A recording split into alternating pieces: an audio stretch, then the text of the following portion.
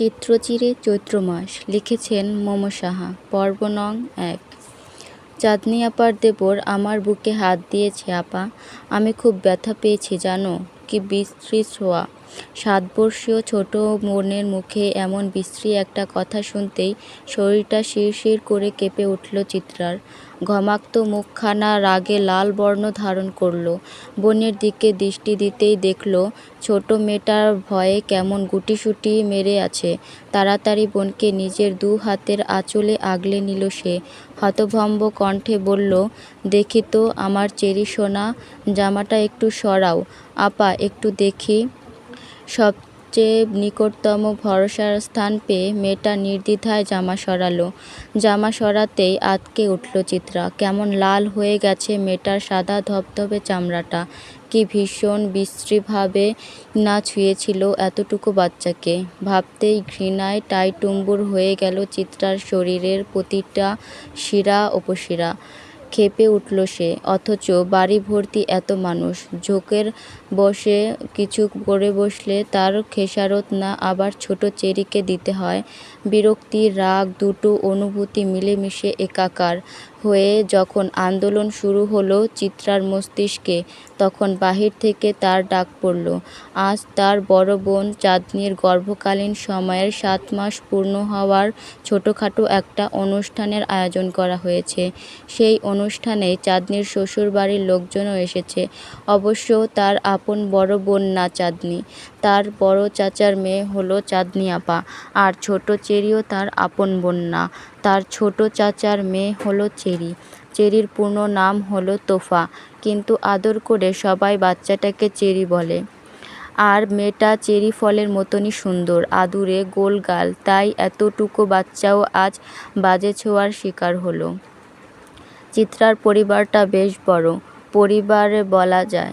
চিত্রার মা বাবা, বড় চাচা চাচি, ছোট চাচা চাচি, চিত্রার আপন বড় ভাই তুহিন, বড় চাচার ছেলে ২ জন, দিহান আর তিশান, ফুপি আর ফুপির একমাত্র ছেলে, বাড়ির সবচেয়ে ছোট সদস্য অনয়, চেরি, চেরির আরেকজন বড় বোন যে চিত্রার বড় ওহি আপা এবং চিত্রা নিজে। চাঁদনিও বড় চাচার মেয়ে, কিন্তু তার বিয়ে হয়েছে বিধায় তাকে এই পরিবারের দলে আর টানা হয় না, কারণ সে এখন অন্যের ঘরের।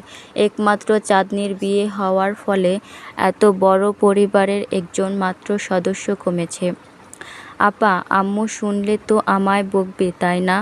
আম্মু তো বলে দুষ্টুমি করতে না, এত অচেনা কারো সাথে খেলতে না। আমি কিভাবে জানবো এই ভায়াটা আমাকে চকলেটের কথা বলে এমন ব্যথা দিবে? আমি আর দুষ্টুমি করব না আপা। চেরির এমন অসহায়ত্ব দেখে বুক ভার করে কান্না এলো চিত্রার। বয়ঃসন্ধির বয়স তো, তাই আবেগের স্রোতে কান্নাটাই আসে প্রথমে। কিন্তু সে কাঁদবে না মেয়েটার সামনে, তাহলে মেয়েটা আরও বেশি ভয় পেয়ে যাবে। কণ্ঠনালীতে আটকে থাকা কান্নার স্রোতটাও গিলে ফেলল চিত্রা। খুব কণ্ঠে, মুখে হাসি হাসি ভাব ফুটিয়ে বলল, কেন খেলবে না তুমি? হ্যাঁ, অবশ্যই খেলবা। আপা আছি না তোমার সাথে, কেউ কিছু করবে না। আর দেখো, তুমি কেবল ওই পচা ভাইয়াটার রুমের সামনে আর যাবে না, কেমন? মনে থাকবে তো? অবুঝ চেরি ডানে বামে মাথা নাড়ালো। কি নিষ্পাপ ছোট মুখখানা, টানা টানা মায়া মায়া ২টি চোখ বাচ্চাটার। অনেক ফর্সা আর স্বাস্থ্য ভালো হওয়ায় ভীষণ আদুরে লাগে মেয়েটাকে। আর এই ছোট্ট মেয়েটার শরীরে হাত দিতে নাকি বাঁধেনি ওই লোকটার। কিছু তো একটা ব্যবস্থা করতেই হবে, এত সহজে তো ছাড়া যাবে না অসভ্যটাকে। বোনের মুখখানা ধুয়ে দিয়ে সুন্দর করে চুলগুলো বেঁধে দেয় চিত্রা। কান্না করতে করতে লাল হয়ে গেছে বাচ্চাটার মুখ। পারে না যেন বুকের সবটুকু স্নেহ ঢেলে দেয় মেয়েটার তরে। চেরিকে তৈরি করিয়ে নিজে গোছল করে এলো। মাত্রই কলেজ থেকে এসেছিল সে। সামনে উচ্চ মাধ্যমিক পরীক্ষা তার, তাই এখন নির্বাচনী পরীক্ষার অনুষ্ঠিত হচ্ছে কলেজে। সে সুবিধাতেই বাড়িতে অনুষ্ঠান থাকা সত্ত্বেও তাকে কলেজে যেতে হয়েছিল। সে অবশ্য তত উন্নত শ্রেণীর ছাত্রী না, কোনো মতে চলনসই রেজাল্ট হলেই সে সন্তুষ্ট। ভাদ্রের উত্তপ্ত গরমে পরিবেশ ঘমাক্ত, আর সেই গরম দিয়ে এসে হুট করে এমন ঘটনার সম্মুখীন হওয়াতে বিরক্তিতে তেতোভাব চলে এলো তার শরীরে। গোসল করার আপাতত কিছুটা শান্তি মিলছে। গোসল করে লাল টকটকে একটা থ্রি-পিস পরল চিত্রা। অতঃপর চেরির হাত ধরে বাড়ির বাগানে এগিয়ে গেল। মূলত অনুষ্ঠানটা সেখানেই। বিরাট আয়োজন করা হয়েছে চাঁদনির জন্য। কত রকমের খাবার যে আয়োজন করা হয়েছে সে হিসাব করেও শেষ করা যাবে না যেন। চিত্রা ছুটে এসেই ধপ করে তার আপুর পাশ ঘেঁষে বসে পড়ল। চিত্রাকে দেখে ভারী পেটের গোল গাল ফর্সা ধবধবে চাঁদনি মুচকি হাসল। বাম গালটা টেনে দিয়ে বলল, কই ছিলিস চিতাবাঘ? এতক্ষণ লাগিয়ে কি পরীক্ষা দিয়েছিস শুনি? পরীক্ষাকে এত সিরিয়াসলি নেওয়ার মেয়ে তো তুই না। কি ব্যাপার শুনি? বড় আপার দিকে আর চোখে তাকিয়ে মুখ বাঁকালো চিত্রা। বেশ ভাব নিয়েই বলল, তোমাদের মতন জর্জ ব্যারিস্টার হওয়ার মতন ছাত্রী নয় তো না, তাই বলে পাস মার্কটা তুলব না। বাবাকে তো চেনো, ফেল করার অপরাধে না আবার জেলে দিয়ে দেয়। নিজের ক্ষমতার যে দাপট দেখায় সে। চিত্রার কথায় হাসল চাঁদনি। মেয়েটা তার বাবাকে তেমন পছন্দ করে না বলা যায়, বেশ ভয় পায়। একমাত্র নিজের বাবাকে ছাড়া পুরো পৃথিবীকে উত্ত্যক্ত করার ক্ষমতা ওর আছে। বাবার সাথে ওর যে শীতল আর যুদ্ধ প্রতিনিয়ত হয় তা সবারই জানা আছে। তবুও নিজের বাবাকে তো আর এমন কথা বলা শোভা পায় না। সেজন্যই চাঁদনি চোখ রাঙালো, ছোট্ট ধমক দিয়ে বলল, এমন বলে না চিতাবাঘ, তুই না ভদ্র মেয়ে। হ্যাঁ, আমি কি তা অস্বীকার করেছি? ভদ্র বলেই তো পিছে পিছে বলছি, অভদ্র হলে তো মুখের সামনে বলতাম। কথাটা বলেই ফিচলে হাসল চিত্রা। চাঁদনির চেয়েও রাগি রাগি মুখ করে রাখতে পারল না চিত্রাটা। এমনই, যেখানে থাকবে সেখানেই হাসির মেলা বসবে। চাঁদনি আর চিত্রার কথা মাঝে চোখের গোল চশমাটা ঠেলতে ঠেলতে হরেক পদের ভাজার থালা নিয়ে উপস্থিত হলো ওহি। ঘাড় অবধি চুলগুলো গরমে বেশ বিরক্তি করছে তাকে। ওহির মুখমণ্ডলে একটা নিষ্পাপ নিষ্পাপ ভাব থাকে সব সময়, আর মেয়েটা বেশ গম্ভীরও। বড় পিতলের থালাটার মাঝে 7 রকমের ভাজি।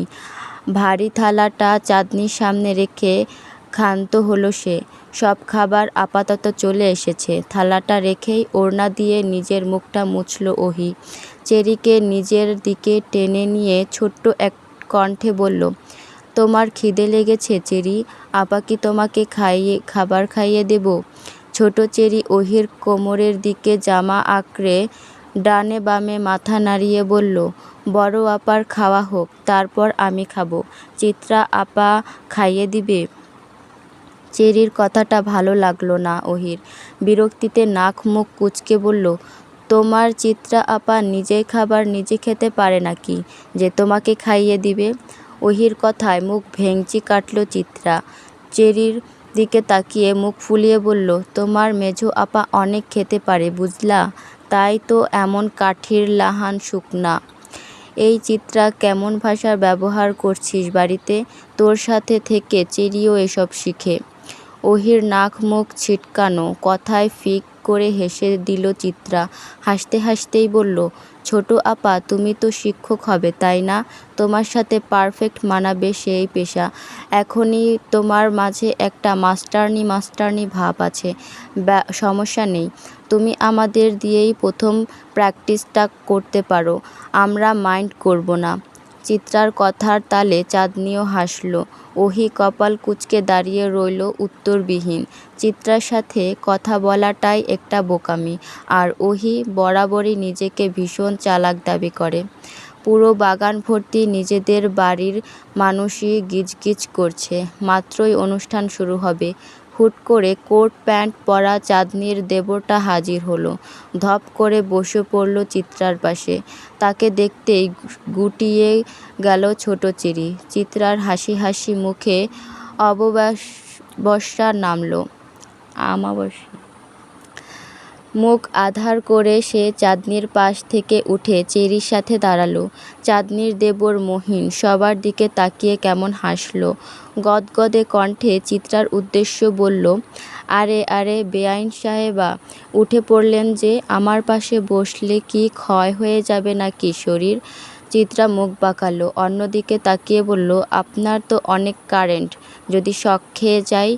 চাঁদনি কোনো মতে নিজের হাসিমুখ বজায় রাখল। বোনের এমন ভঙ্গির কথা তার যে তৎপছন্দ হয়নি সেটা প্রকাশ না করার আপ্রাণ চেষ্টা চালালো। চিত্রার বড় ভাই তুহিন এগিয়ে এলো বোনদের দিকে, বেশ গম্ভীর স্বরে বলল, চিত্রা, যা তো একটু ছাদের মরিচ গাছ থেকে কালো কালো কয়েকটা মরিচ তুলে আন। জানিস না চাঁদনিটা মরিচের ঘ্রাণ পেলেই খুশি হয়ে যায়। যা নিয়ে আয়।